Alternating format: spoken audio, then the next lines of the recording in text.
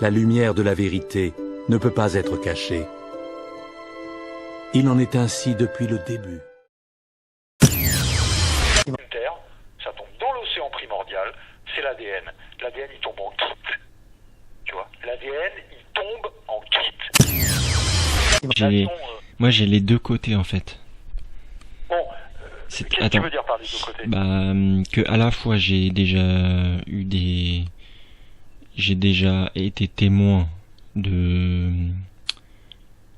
d'objets volants non identifiés. Ah, ok. Tu vas plus précis, d'accord? Oui, à 2 reprises, dont une fois où il y avait un ami qui était avec moi et on a vu la même chose. D'accord, donc écoute, là si t'es sérieux, t'es en train juste de me dire que toi, en tout cas, tu peux déjà témoigner sur deux comment on dit, rencontres rapprochées du premier type, c'est-à-dire observation de loin. R1. Et la deuxième chose, c'est que j'ai déjà invoqué Dieu et j'ai eu un miracle 1 minute après.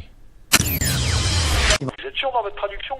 Parce que moi j'ai pas Seigneur des univers, moi j'ai Seigneur des mondes dans ma traduction chez moi là, tu vois. Oui. Mais attention, un monde c'est une planète. Une des meufs de la première expédition d'Enki, de la toute première expédition. Bon, les mecs, voilà, dans les textes antiques, sumériens, l'autre, pendant 30 ans, elle survole les grandes plaines d'Afrique à la recherche d'un beau grand singe. Bon, bah voilà, elle le trouve, ok, moins 400 000, ok. Première copulation, premières hybridations, ça marche pas, l'autre il se pisse dessus, l'autre il sait pas marcher, l'autre il sait pas parler, du Golemont à tout va pendant X générations, le jour où il y a un bébé qui naît et qui est sain, tu vois, ces cons de feu, ils ont même pas été foutus de camoufler la vérité proprement. Et c'est pour ça que dans la Torah, dans l'original, enfin dans la Torah, quoi, point, c'est pour ça qu'il y a tant de contradictions. Elle a été réécrite 3 fois. Il y a la version éloïste, la version yaviste et la version sacerdotale, on va dire. 4000 ans, depuis 3000 ans, avec cette histoire d'Elohim, tu vois, que quand ça vous arrange... ouais. Voilà, bah oui, toi et moi on le sait. Donc voilà, ces anges ces anges qui vont et viennent du ciel. Traduction littérale de l'hébreu, tu vois. Oui. Ok, et un C descriptif. C'est pas SES, c'est CES. Oui. Alors, ok, vous voulez nous dire quoi? Non, mais en fait, c'est pas les dieux qui sont au pluriel, c'est les anges. Ah ouais, vous êtes trop... Bon, ok, mais moi j'en ai rien à foutre. Il faudra en parler quand même. Qui? De ça. Attends, moi j'ai fait une thèse en histoire des religions, je suis docteur, donc moi j'en ai parlé. Moi j'ai fait mon taf, j'ai 50 piges, Daniel. Bah tu peux pas me dire à moi, ouais, faudrait qu'on en parle. Tu veux qu'on en parle sur les ondes? Tu veux qu'on balance la vérité? Et voilà, moi c'est ma thèse de doctorat, tu vois. Moi personne peut me la faire à l'envers. Mexico, 12 ans. 12 ans à la UNAM.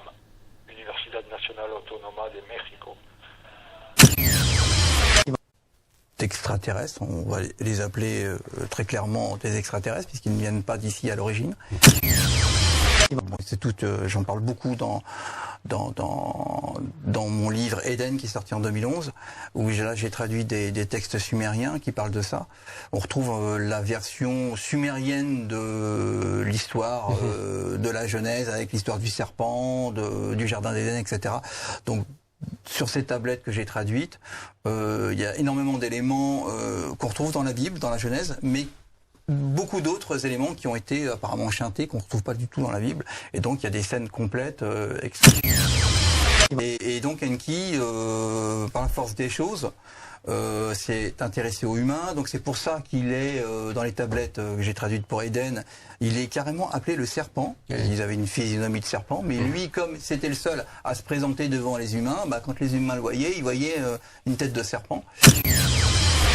Il est intéressant de voir que la partie, la faction qui est gérée par Enki et par Namu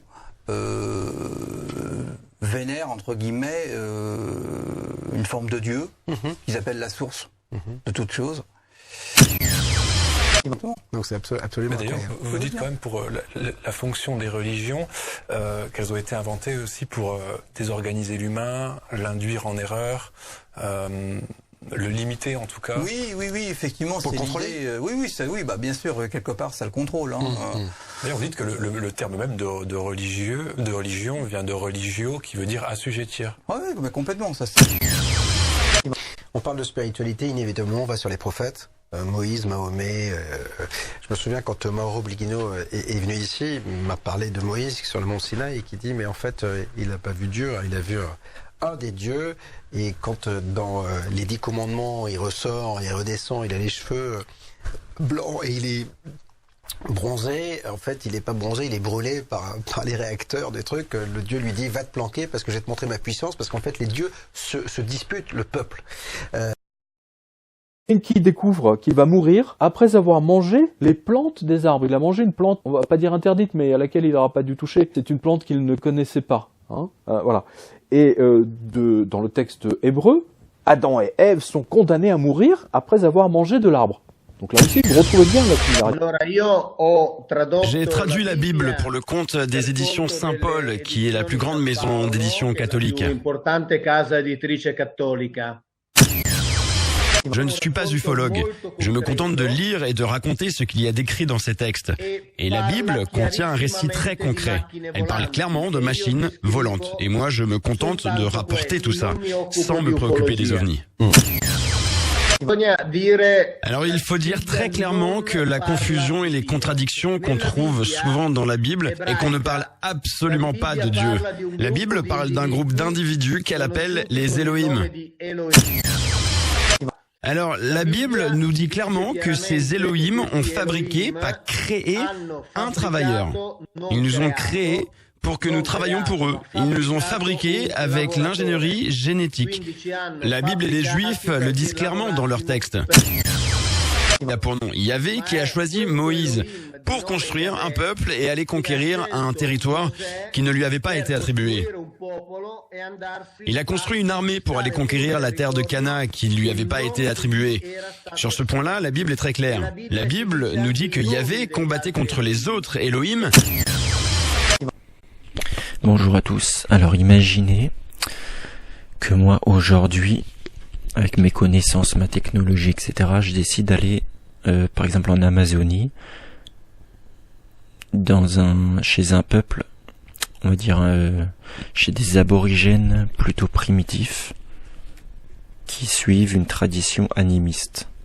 C'est-à-dire l'animisme, c'est l'ancêtre du monothéisme, c'est-à-dire un peu le chamanisme, quoi, le fait de penser que tout est régi par une conscience cosmique, ce que les religions actuelles appellent Dieu.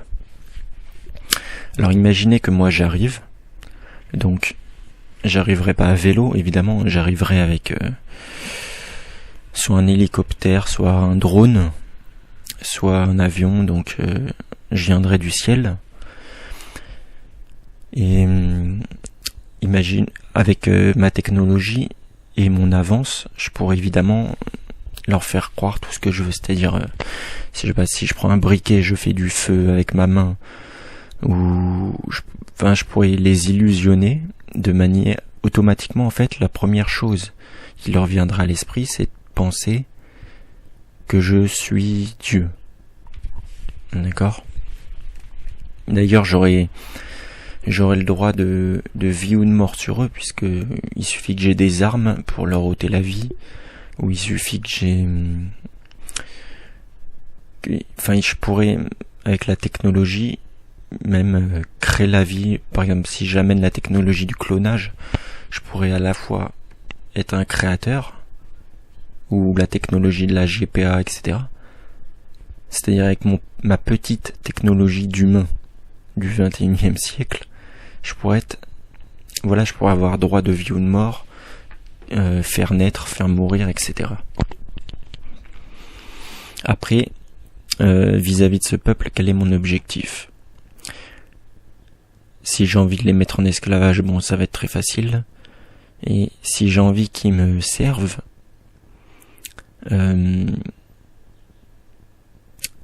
si j'ai envie qu'ils me servent dans l'invisible, c'est-à-dire si j'ai envie d'augmenter ce qu'ils vont m'apporter, mais au niveau d'invisible, je peux par exemple me faire passer pour Dieu et leur donner, je vais leur rédiger un livre dans lequel j'écrirai toutes les lois universelles, on va dire. C'est-à-dire ne pas faire le mal, faire le bien, les rites à ne pas, surtout pas faire, ne pas mentir, voler, tricher, etc. Les choses à faire. Bon voilà, je leur donnerai des rites. Ces rites, ils viendront de moi, mais dans l'absolu, ce sont des rites, on va dire, universels, liés, appliqués à des lois universelles. Et en fait, finalement, je pourrais les influencer, et je pourrais même les orienter de manière à ce qu'ils se détournent de leur tradition primordiale animiste pour arriver à un monothéisme, c'est-à-dire un Dieu unique, c'est-à-dire moi. Et en fait, c'est un peu pareil avec ce qu'on retrouve dans tous les extraits que je vous ai mis au début, avec l'histoire de l'humanité. C'est-à-dire que, en fait, il y a des entités qui ont des technologies, un savoir beaucoup plus avancé que nous, qui en sont pas à créer une île artificielle, mais qui en sont carrément à créer des planètes. En aucun cas, ils sont omniscients. Ça, c'est bien ce qu'on retrouve dans la syntaxe du Coran, lié à Allah et non pas au nous. En aucun cas, ces gens, il faut les prier. Et en aucun cas, c'est eux qui sont, comment dirais-je, c'est eux qui sont le tout dans l'absolu. Le tout dans l'absolu, c'est Dieu, qu'on peut appeler Allah dans l'islam. Et en fait, c'est ça que j'ai essayé de vous expliquer dans cette vidéo. Donc, ça veut pas dire que le Coran est faux. Ça veut pas dire que Dieu n'existe pas. Moi, personnellement, je sais qu'il existe parce que le nombre de fois où j'ai demandé des choses et qu'elles sont venues de manière miraculeuse, moi, c'est même plus de la croyance, c'est du savoir. Enfin, je sais que Dieu existe, pas au niveau de la croyance, au niveau des preuves physiques, terrestres, matérialistes, voilà. Et en même temps, comme je vous ai dit dans le débat qui va venir, moi j'ai déjà eu des expériences de contact rapproché avec des ovnis. Donc après ça, vous y croyez pas, moi j'atteste de ces deux choses que je viens de vous dire là, j'atteste de ça sur l'honneur et sur Dieu lui-même. Donc maintenant, vous me croyez pas, c'est pas grave. Je peux pas vous forcer à changer votre opinion. En tout cas, voilà ce que j'avais à vous dire. Après, faut pas que ça vous perturbe dans vos croyances. C'est juste une autre compréhension de ce que l'humain appelle la religion. Et une compréhension plus spirituelle. Voilà. À plus tard. Je ferai d'autres audios, je pense, pour expliquer davantage et tout ça. Merci.